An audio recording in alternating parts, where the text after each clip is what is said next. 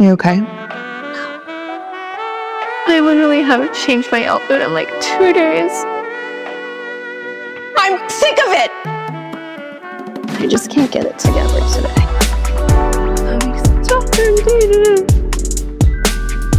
Not okay. All of us have problems.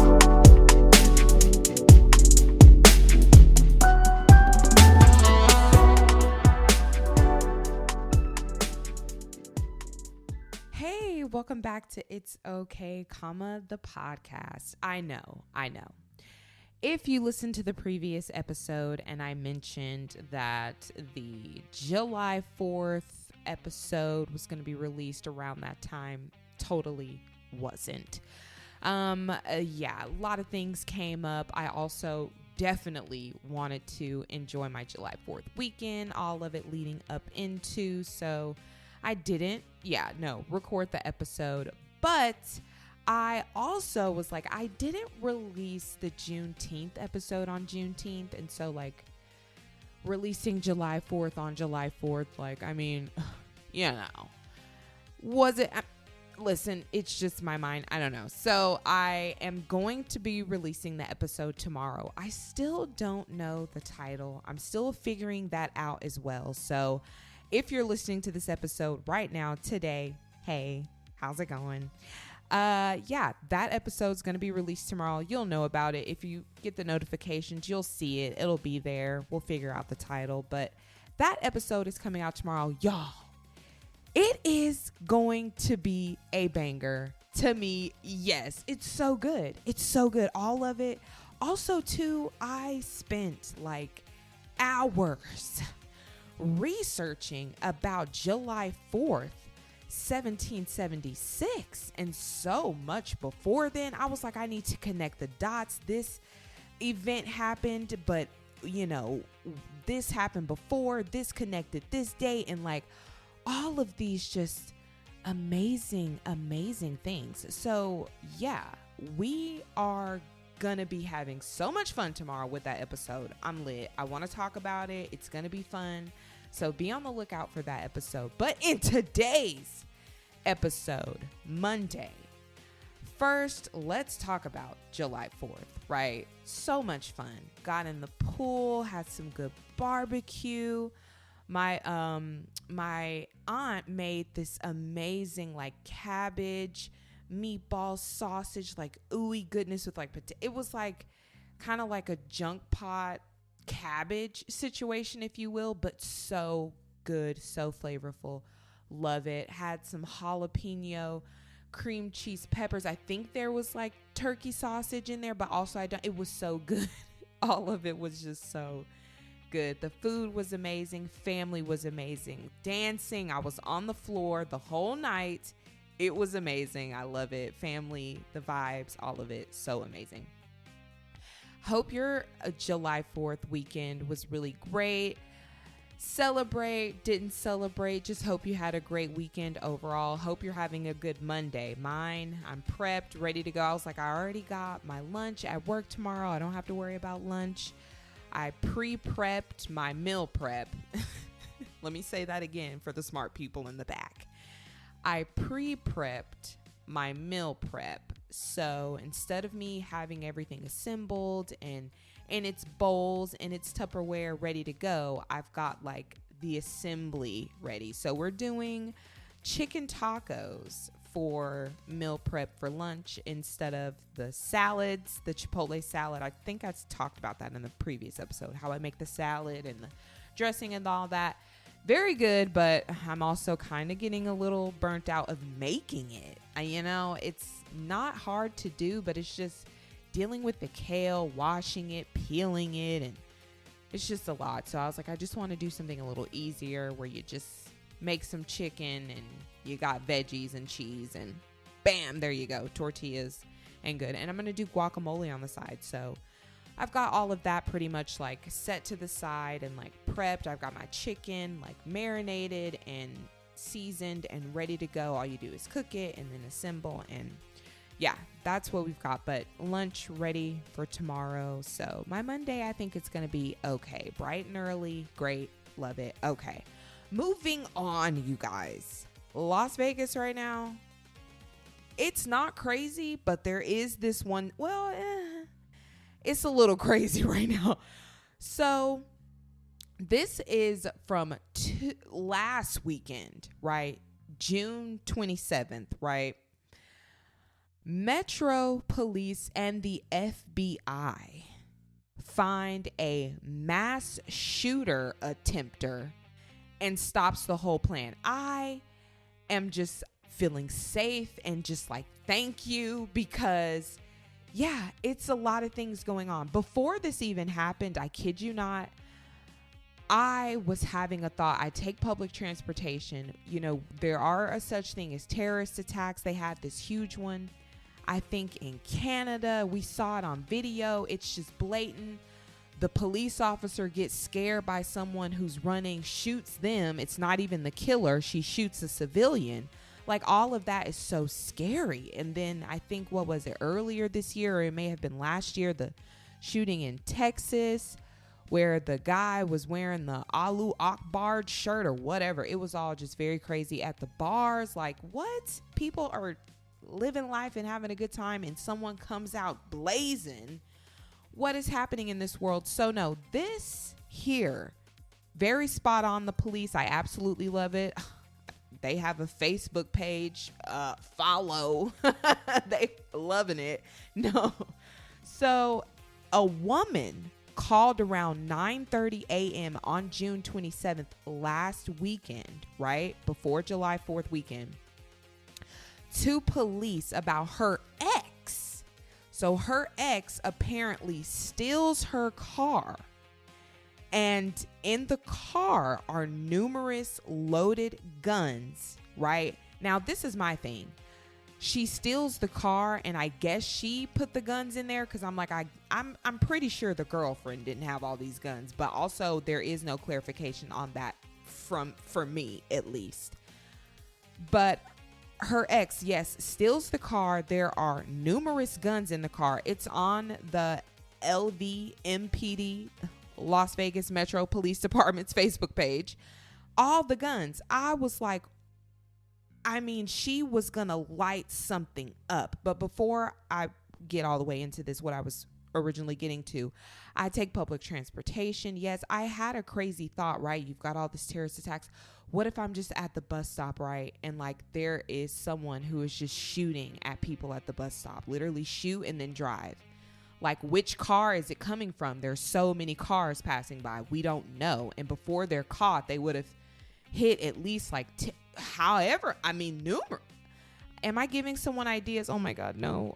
We're going to edit that out. I don't know what's going on. My mind is crazy. I had that thought. I did. So, and then this happened.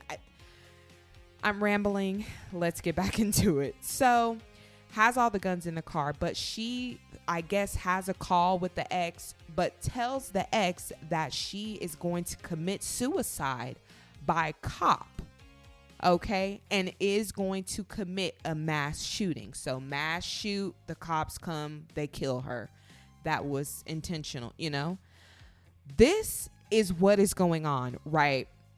The police receive the call. They track the stolen car with location tracking, the car, GPS, all that good stuff, and track her to a like local garage department. I don't know if I said department, like, you know, a garage, parking garage, excuse me. A parking garage. So she parks at, like, I think a casino attached garage, or either it's across the street, but one of those situations. I know it was next to a casino. I think like the Sunrise Casino, something like that. I don't know if they reported it on here. Center, including this case is powerful, reminding that public safety depends on strong partnership and timely reporting. Absolutely. But when they find her, right, she has all the guns in the car. They report, the police, detectives, 22 firearms and hundreds of rounds of ammunition, 30 additional firearms from the suspect's residence, including automatic weapons AR-style rifles equipped with grenade launchers, suppressors, and thousands of rounds of ammunition.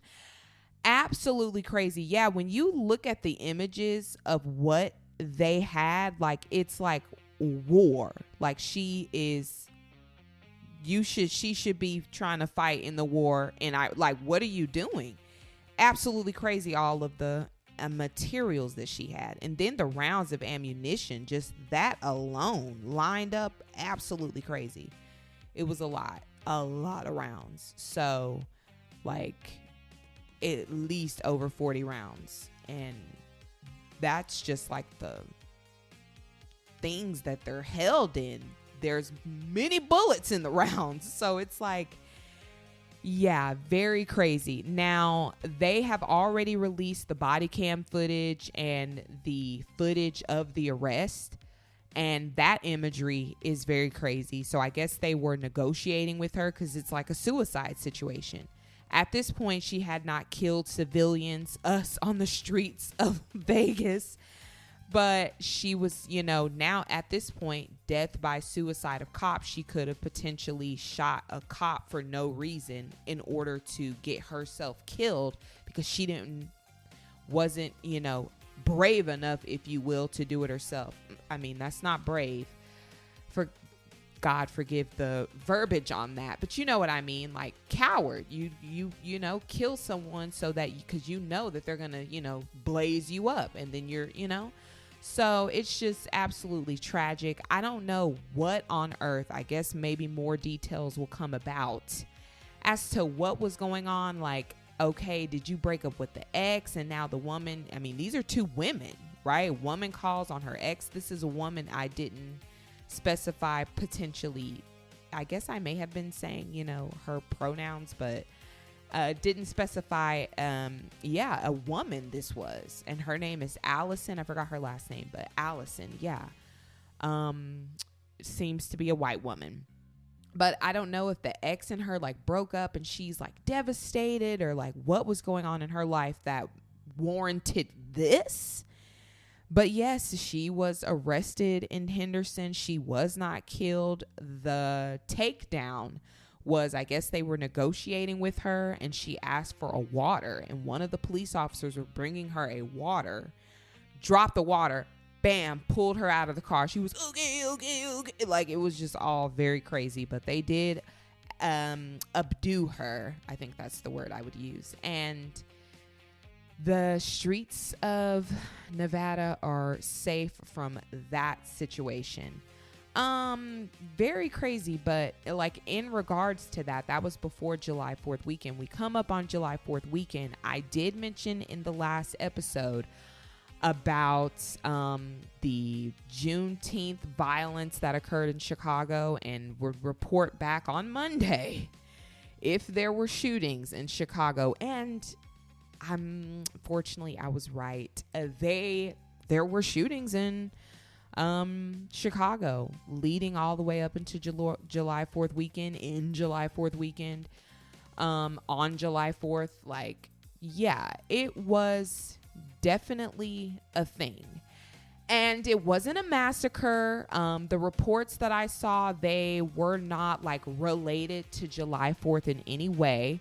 But yeah, people were shot and killed. So this is the reporting that I saw, right? By CBS News out of Chicago. This is by Jeremy Bizzle, right? He's a producer at the CBS News Chicago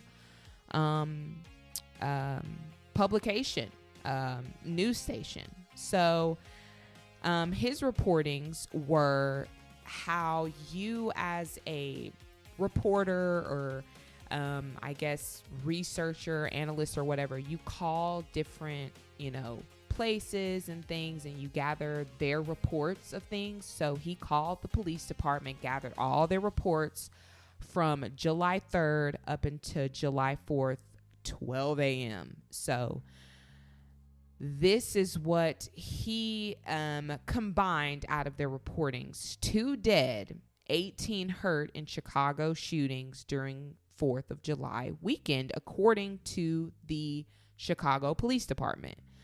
So they, like I said, these weren't related to July 4th in any way. Like, it wasn't like a July 4th party was happening and there was a shootout or anything like that I saw. It was just like various different like involvements like this one.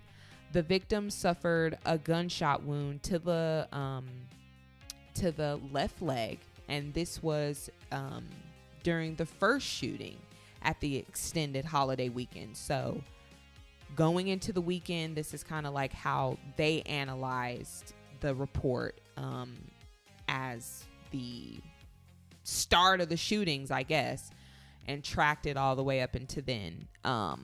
July 5th is a whole new day. Don't know if any, you probably could, I don't know. Sounds like it's always occurring, and we're gonna switch. We're gonna get into it. Sounds like it's always occurring, but officers responded to a call of a person shot just before 10 p.m. 10 p.m. in the 7200 block of South Green Street. Don't know where that's at or what that even looks like. The streets, don't know.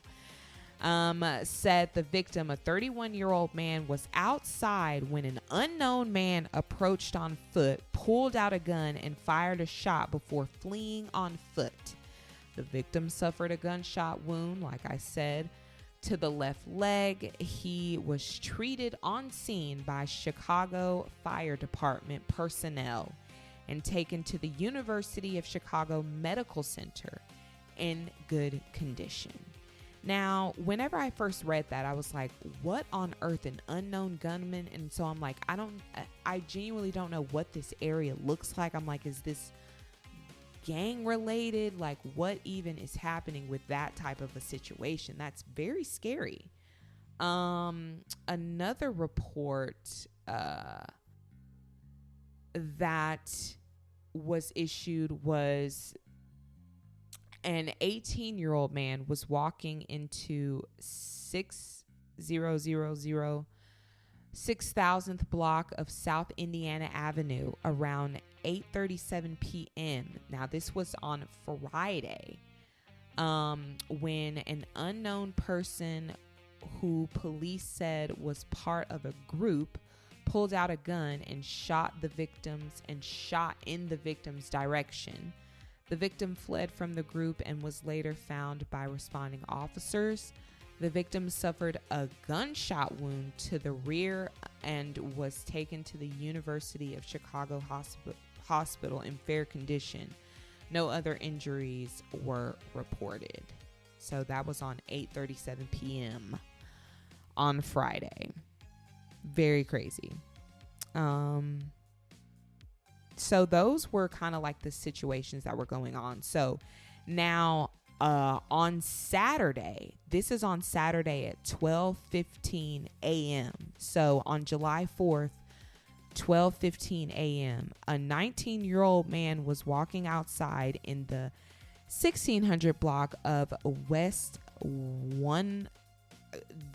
I'm not used to streets like this. I'm like, Sahara Street, Desert Inn Street, like all these numbers. It's like, it's not even, is it a ad? I guess these are the addresses, but they're just so like Chicago-y. So many numbers. I'm illiterate, okay? I admit it. 1600 block of West 108th place, when someone came up to him and shot him. The victim suffered gunshot wounds throughout the body and was taken to Advocate Christ Medical Center in Oak Lawn. In Oak Lawn.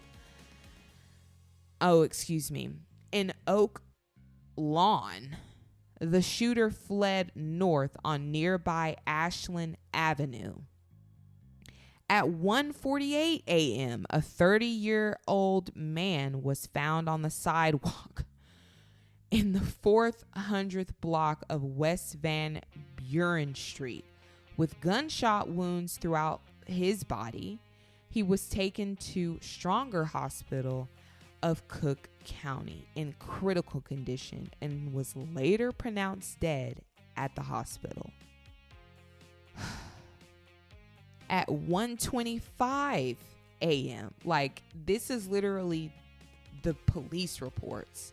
So police are responding to these things. These people are being shot and police are being called, and it's just so crazy. I mean, a 17-year-old girl was outside in the 300th block, 3/800th block of West Maypaw Avenue when she was shot once in the chest.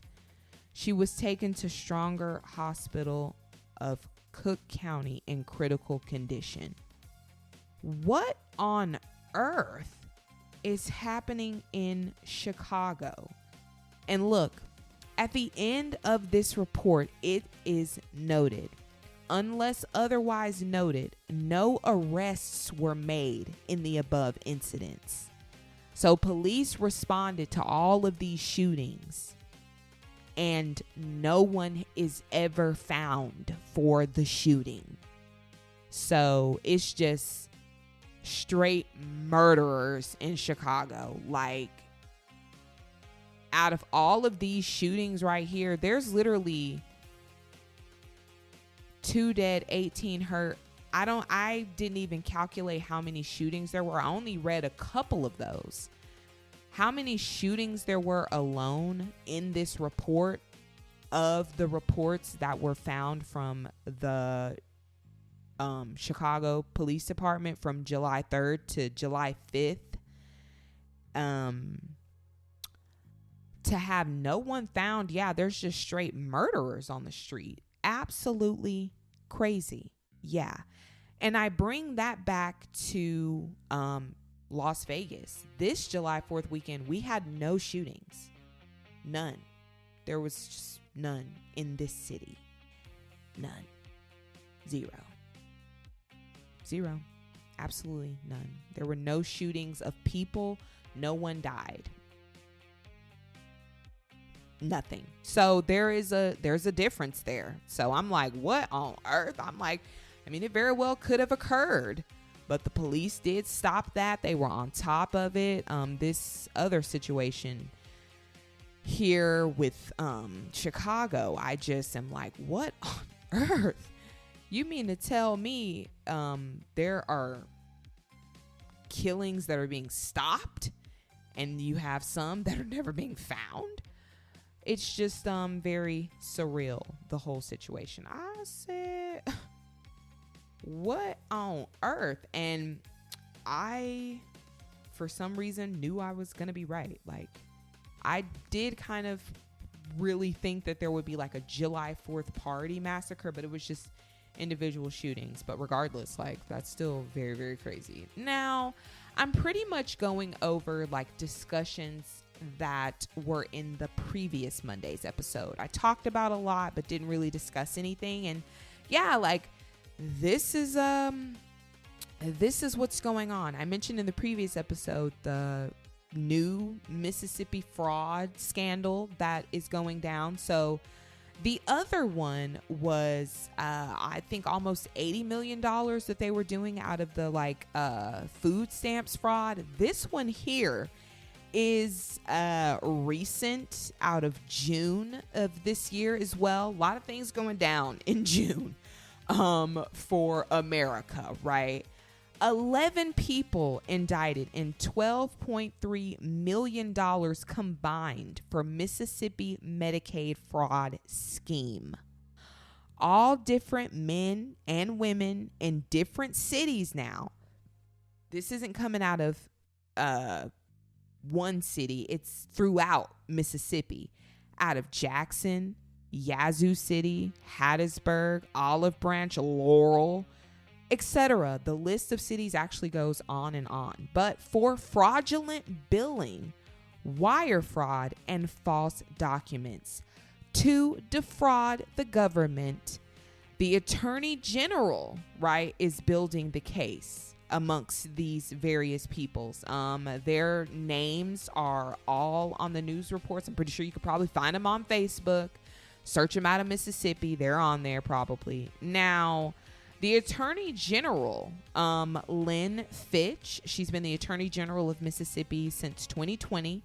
I think she was the treasurer of Mississippi from 2012 to 2020, if I'm not mistaken. But I'd never heard of her. But she said, I am proud to partner with President Trump to protect taxpayer dollars and ensure that money meant to help those in need is not stolen from safety net programs.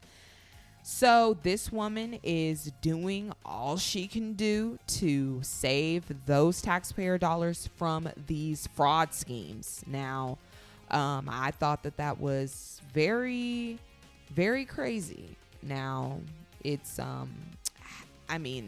the people, 11 people. It was that. And I don't know the races or the ethnicities of these folks.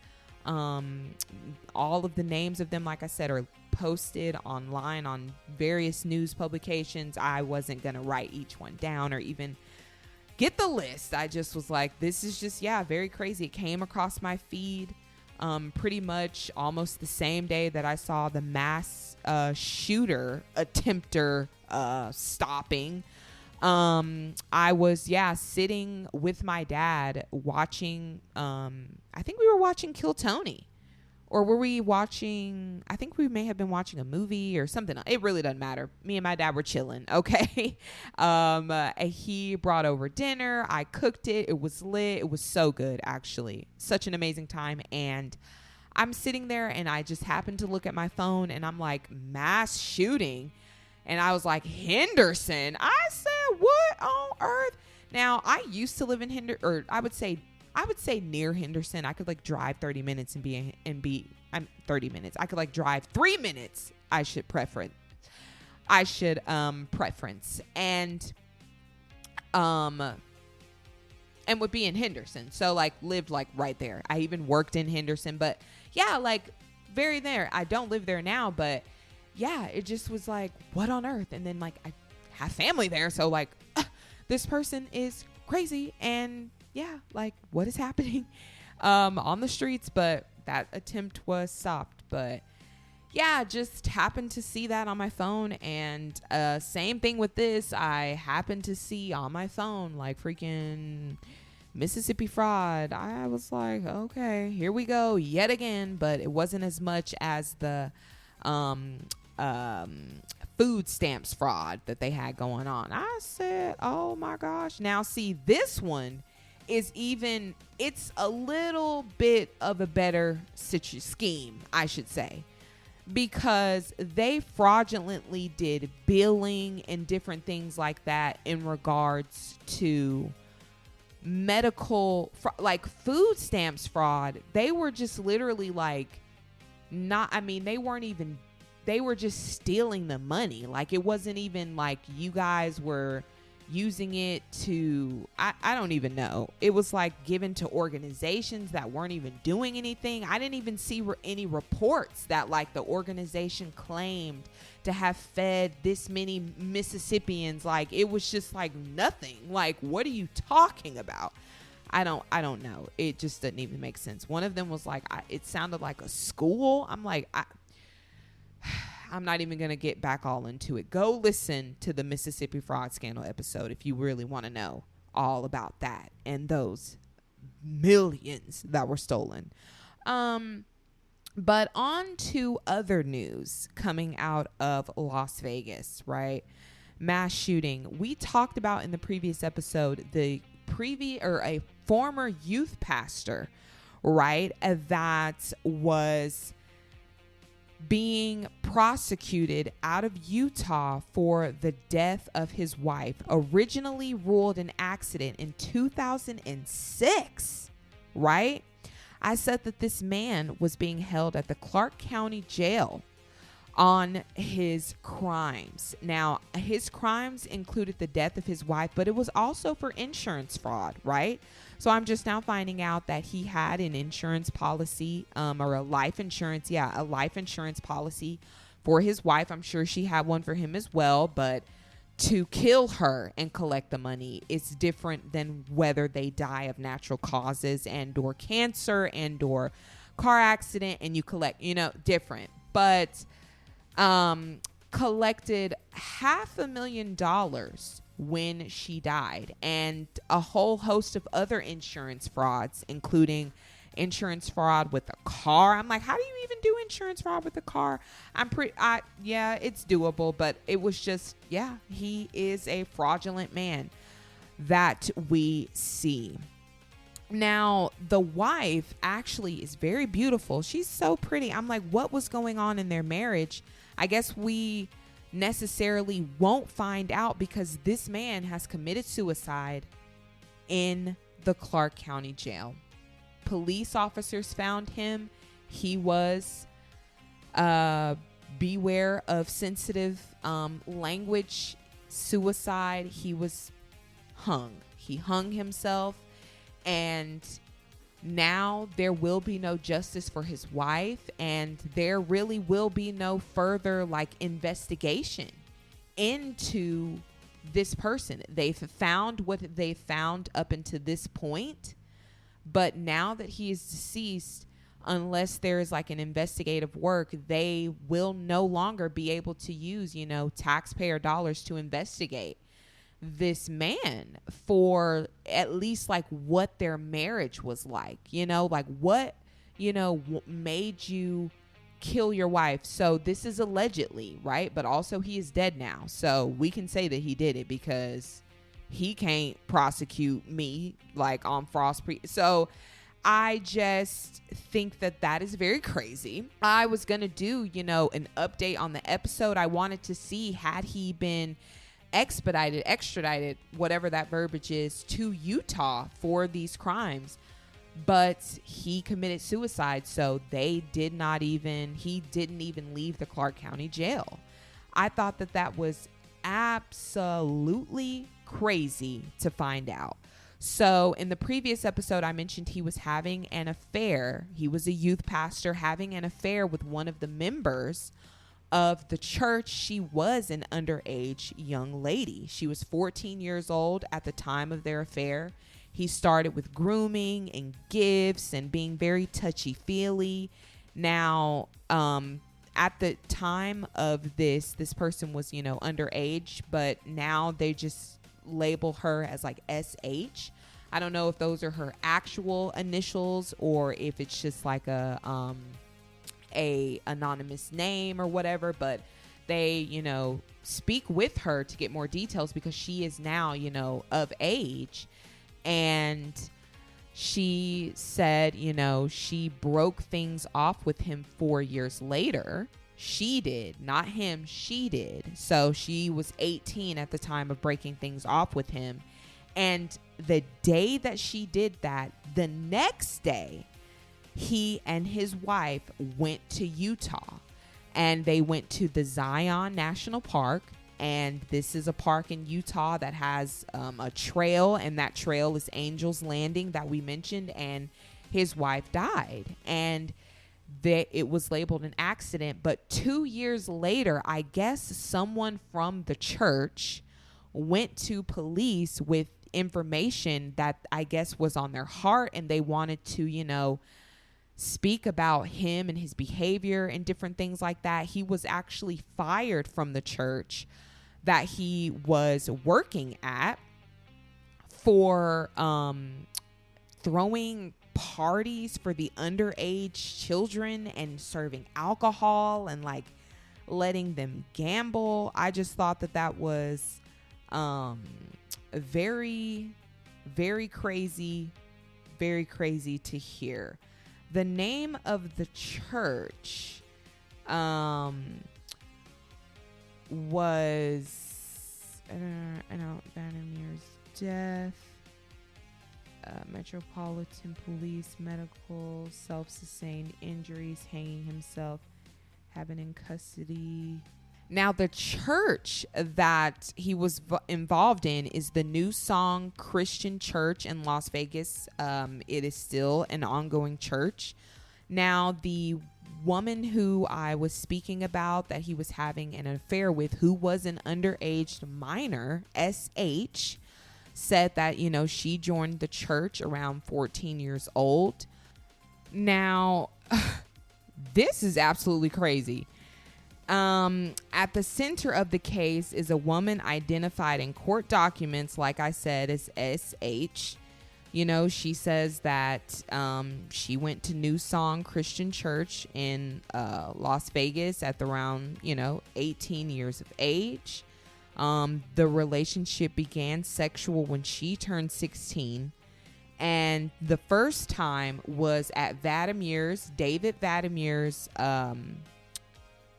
cabin in Bryan Head, Utah. So he was all up in Utah with just sickness.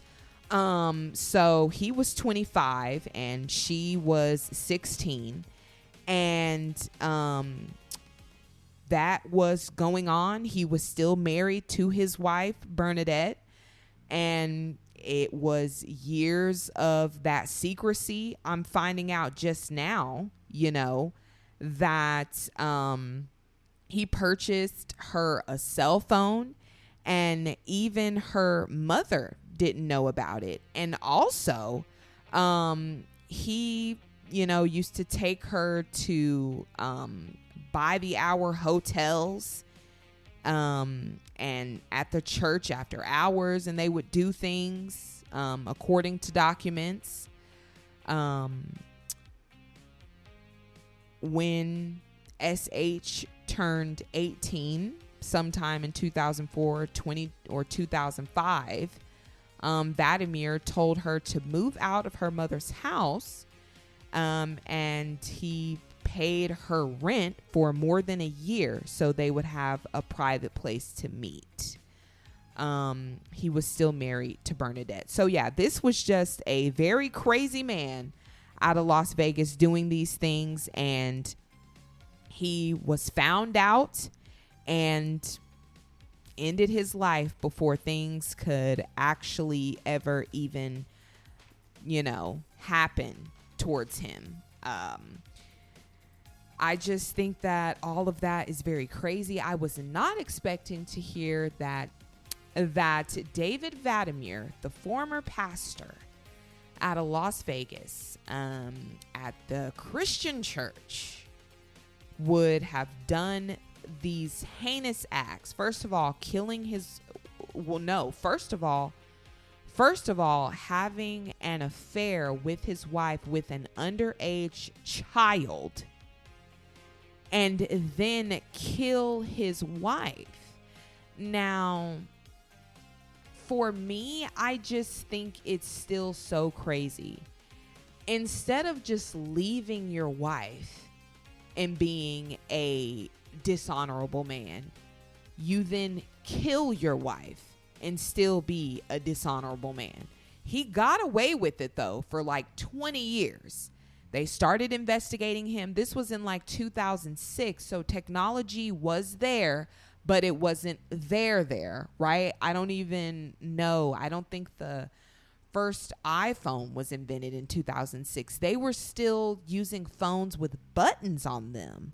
So to track that data, like he got her a cell phone, but like, what was that like? Did they have to like get the transcripts of those calls from how were they able to find out this information? Of course, they had to interview people. So this is word of mouth, but they actually need physical evidence. And it sounds like they got it,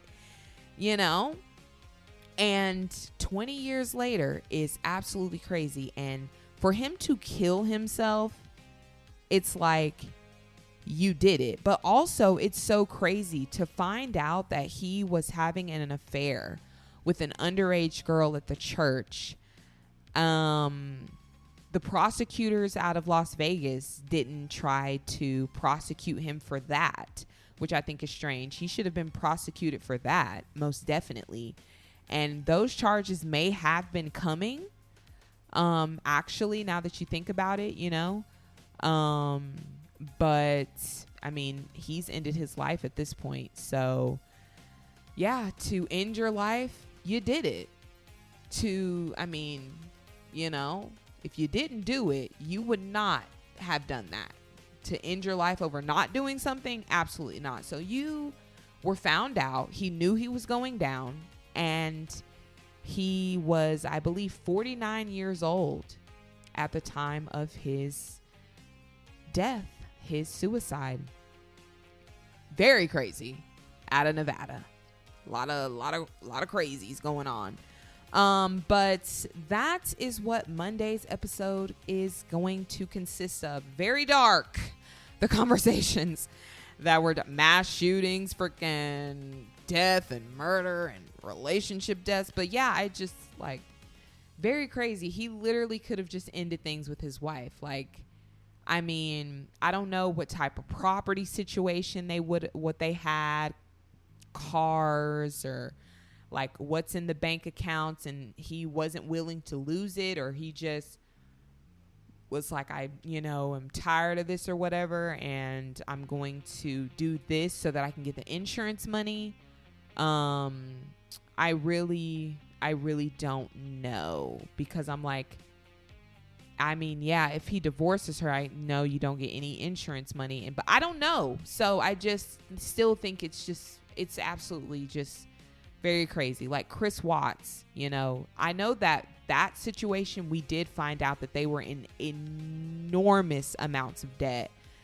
And I don't even know if I would have to relook at the case. He killed her, and he was having an affair, to my knowledge, with David Vadamir, the pastor. The girl who he was doing this with, she was 18-ish years old, ended things with him. So I know that someone reported that comment that he made to police about how he couldn't be with, this person he was having an affair with unless his wife was dead. So, you end things with this, or the girl ends things with you, and then you kill your wife. So it's did you do that as well so that you could be with her? But it doesn't sound like they were together. It was that affair that they had for those years. And I didn't see in any reports that they continued after his wife's death. He was throwing parties for underage kids, getting them drunk, and got fired from the church for doing that. And then I don't know what his life looked like after that. But what he did for work or what was going on. He got insurance money, so he may have been living off $500,000. Who knows? I don't. But yeah, with Chris Watts, he killed his wife, but I don't know if he was to receive insurance off of her, but she would have to have been. So no, that right there it's just crazy. The idea of just killing someone altogether, but especially someone who you have been with for years. Chris, with your wife for years, you guys have children. I don't know if David and Bernadette Vadamir had children. I don't believe they did. I didn't see any reports that they had children together. So but regardless, you are together for years. So he was having an affair with this girl for 4 years. He was with his wife for 4 years. Was he with her for years before that? I don't know how long they were married. I'm pretty sure there is a report on that, but the reports that I'm seeing are just primarily about the affair. It's not even really about Bernadette's life. It's about this man and what he is an evil to society of. But regardless of all of this crazy stuff, there are so many wins to celebrate. Life is still so beautiful, so amazing. I hope you see it that way as well. Tough is tough, but beautiful is beautiful too. That was kind of really cheesy and corny. I don't know where I was going with that. Anyway. I hope you guys are having an amazing Monday. Be on the lookout for tomorrow's episode. We are discussing the American Revolution. We are discussing our department and independence from the British. And yes, black men and white men fought for this cause, slaves and free men, and not only men who also just bought their freedom. It was just regular African men who were sailing around the country amongst the whites, doing deals with them, trading. We're going to hear about all of it, and I hope you're excited to hear about it because it's exciting stuff and I absolutely love it. Be on the lookout for tomorrow's episode. Still no title, but you'll know it when you see it. I am so excited. Again, I hope you guys are staying well and staying positive. And just remember, it's okay. All of us have problems.